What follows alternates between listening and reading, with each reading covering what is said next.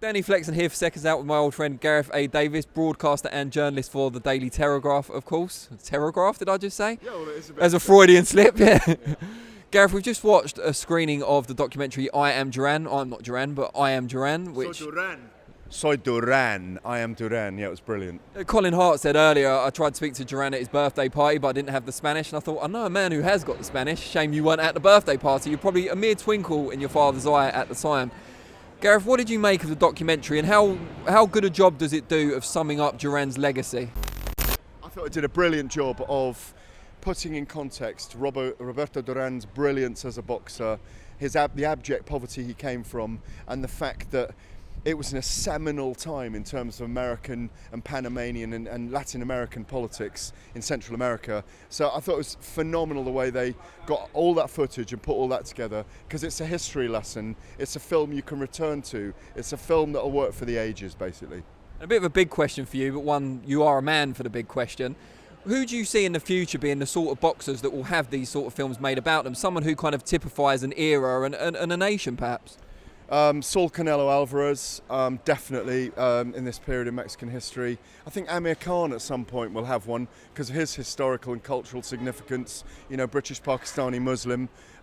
He really reminded me, Roberto Duran, of Ricky Hatton in a way, in his rise, and how he captured a people, a working class blue collar guy in general, who wanted to follow him because he had that common touch about him.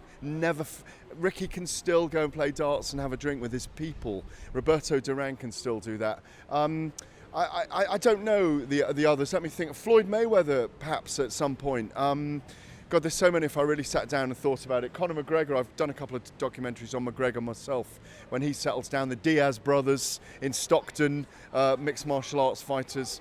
I think it's the people that connect with the people and become cult, and that's what he is. The Diaz brothers, McGregor had that, and it's those guys. They're authentic, and they're never affected by the amount of money they earn. Or Maradona, he reminded me of Maradona.